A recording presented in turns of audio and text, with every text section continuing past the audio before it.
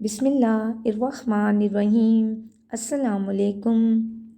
Hamza army public school and college boys Rawalpindi کی جانب سے میں Hajra be be federal board of intermediate and secondary education کے session 2020-2021 میں ہونے والے نحو اور دہم کے اردو پرچے کو حل کرنے کے متعلق ہدایات فراہم کرنے کے لیے حاضر ہوں۔ سب سے پہلے آپ کو اسکرین پر OMR شیٹ دکھائی دے رہی ہے جو کہ آپٹیکل مارک ریکوگنیشن شیٹ کہلاتی ہے۔ اس کو ببل شیٹ بھی کہتے ہیں۔ آپ نے پرچہ حل کرنے سے پہلے اس شیٹ کو فل کرنا ہے جو کہ 4 سیکشن پر مبنی ہے۔ سب سے پہلے student roll number, paper version number آپ نے لکھنا ہے اور آپ کے اپنے پرچے پر جو ورژن نمبر دیا جائے گا وہ آپ نے یہاں پر درج کرنا ہے۔ اس کے بعد آنسر سیکشن، اس کے بعد اسٹوڈنٹ اینڈ پیپر انفارمیشن درج کرنی ہے۔ اب آپ کو اسکرین پر پرچے کی ترتیب اور نمبروں کی تقسیم دکھائی دے رہی ہے۔ نحو اور دہم دونوں میں کل نمبر 75 ہیں۔ سب سے پہلے حصہ اول میں سوال نمبر 1 جو کہ کثیر الانتخابی طرز کے سوالات پر مبنی ہوتا ہے، اور نحو اور دہم دونوں میں اس کے کل 15 نمبر ہوتے ہیں۔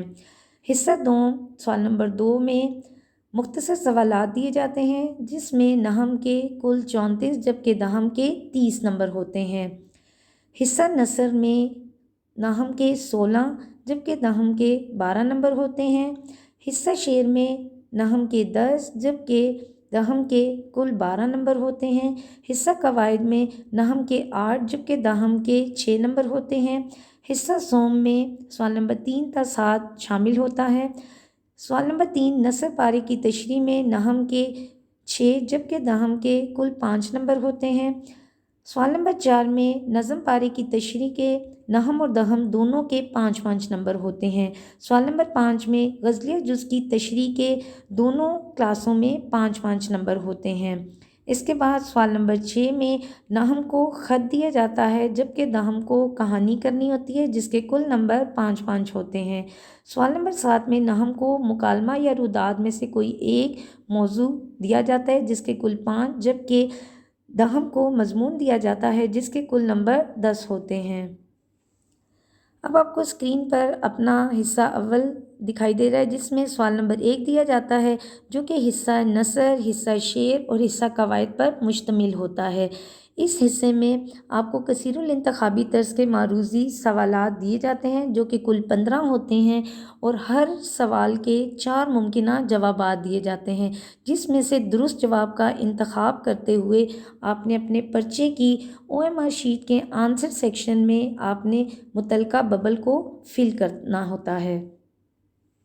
اس کے بعد حصہ دوم میں نحو کو حصہ نثر کے کوئی سے 8 اجزاء کے 3 سے 4 سطور تک نصابی کتاب کی روشنی میں جوابات تحریر کرنے ہوتے ہیں جبکہ دہم کو کوئی سے 6 اجزاء کے جوابات تحریر کرنے ہوتے ہیں۔ اس کے بعد حصہ شعر جو کہ غزلیات اور نظموں میں سے دیا جاتا ہے۔ نحو کو 6 میں سے کوئی سے 5 اجزاء کے جبکہ دہم کو کوئی سے 6 اجزاء کے 3 سے 4 سطور تک محدود جوابات تحریر کرنے ہوتے ہیں۔ اس کے بعد حصہ قواعد میں نحو کو کوئی سے 4 جبکہ دہم کو کوئی سے 3 اجزاء کو حل کرنا ہوتا ہے اور قواعد کے مطابق درست جوابات تحریر کرنے ہوتے ہیں۔ حصہ سوم میں سوال نمبر 3 میں 2 اقتباسات آپ کو نثر میں سے دیے جاتے ہیں جن میں آپ نے سبق اور مصنف کا حوالہ دیتے ہوئے کسی ایک اقتباس کی تشریح کرنی ہوتی ہے۔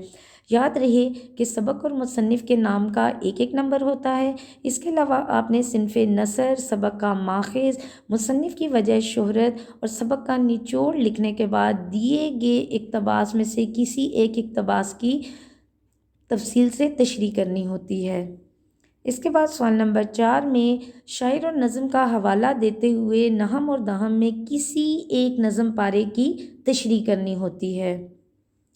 سوال نمبر 5 میں 3 غزلیہ اشعار میں سے کوئی سے 2 اشعار کی نحو اور دہم میں تشریح کرنی ہوتی ہے جبکہ سوال نمبر 6 میں نحو کو خطوط پر مبنی 2 عنوانات دیے جاتے ہیں جن میں کسی ایک عنوان پر خط تحریر کیا جاتا ہے۔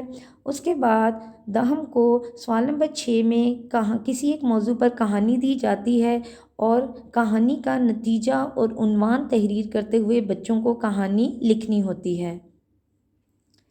اس کے بعد حصہ سوم کا آخری سوال، سوال نمبر 7، جو کہ نحو کو مکالمہ یا روداد میں سے کوئی ایک عنوان دیا جاتا ہے جس کے کل 5 نمبر ہوتے ہیں، اور آپ نے مکالمہ لکھتے ہوئے دونوں افراد کے 10 جملے لکھنے ہوتے ہیں، جبکہ دہم کو دیے گئے اشارات کی مدد سے کسی ایک موضوع پر 250 سے 300 الفاظ پر مشتمل ایک مضمون تحریر کرنا ہوتا ہے۔ یاد رہے کہ دیے گئے اشارات کو بطور ہیڈنگ آپ نے استعمال نہیں کرنا، بلکہ ان اشارات کی مدد سے آپ نے مختلف پیراگراف بنانے ہیں، اور پھر ان پیراگراف میں آپ نے حوالہ جات کی مدد سے دیے گئے موضوع پر تفصیلی مضمون تحریر کرنا ہوتا ہے، جیسے آپ کوئی آیات، اقوال زرعی، اشعار وغیرہ تحریر کر سکتے ہیں۔ اس کے ساتھ ہی اب آپ سے اجازت چاہوں گی، دعا گو ہوں کہ اللہ تعالیٰ آپ کو آپ کے امتحان میں کامیاب کرے۔ اللہ آپ کا حامی و ناصر ہو۔ اللہ